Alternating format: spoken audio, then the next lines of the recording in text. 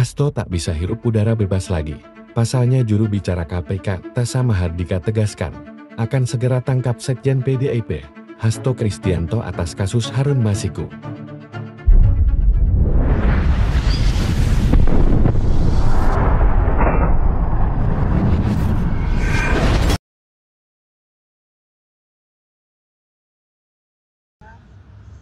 Ya, menurut saya itu tanggapan yang ideal disampaikan oleh beliau sebagai salah satu sekjen partai yang besar ya, di Indonesia. Itu juga dapat memberikan contoh kepada pihak-pihak lain yang bila mana memang diduga atau disangkakan melakukan tindakan korupsi untuk bisa kooperatif dan taat hukum, mengikuti prosesnya, mengikuti prosedurnya, dan tidak melakukan tindakan-tindakan yang dapat mencederai proses penyidikan itu sendiri maupun sampai dengan tahap penuntutan dan persidangan.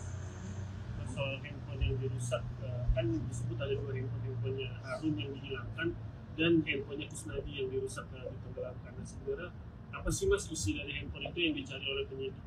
Ya, itu sudah masuk materi penyidikan, apa saja yang dicari, tentunya terkait penyidikan perkara yang sedang disangkakan, dalam hal ini penyidikan untuk tersangka saudara Harun Masiku ya, itu yang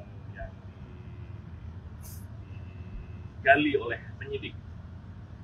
Ibu dari PDIP bilang kalau dua handphone itu tidak terkait kasus itu, benar Mas? Ya, saya pikir sah-sah saja siapapun, pihak manapun yang mengatakan hal yang bertentangan dengan apa yang disangkakan oleh penyidik. Saya pikir tinggal kita ikuti prosesnya dan ada ruang untuk bisa membuka, untuk bisa mengetahui baik oleh publik maupun penasihat hukum, ya. Ruang tersebut ada di persidangan nanti pada saat seluruh alat buktinya dibuka oleh jaksa. Mas, ini kan ada desakan dari pakar pidana Hasto. Dia bilang kalau Hasto nggak tahan sekarang juga, dia ada khawatir menghilangkan barang bukti. Contohnya di HP tadi. Apakah KPK nggak khawatir dia menghilangkan barang bukti lainnya gitu? Ya, itu nanti akan menjadi kewenangan penyidik ya.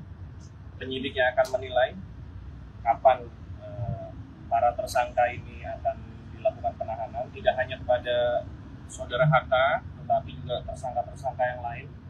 Ada aspek material, aspek formil terhadap penahanan para tersangka, termasuk juga apakah perkara ini nanti akan siap untuk dilimpahkan ke jaksa penuntut umum dan untuk disidangkan. Kembali lagi bahwa proses penahanan itu ada masanya. Sebagai pemberi dalam hal ini pasal 5, masa penahanannya hanya berbatas waktu 60 hari.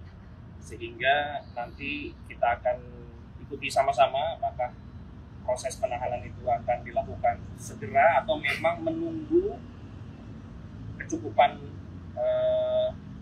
alat bukti untuk memperkuat alat bukti yang ada saat ini, maupun juga penilaian dari jaksa penuntut umum. Kalau saat ini jaksa penuntut umum sudah menilai ini sudah layak untuk segera dilimpahkan,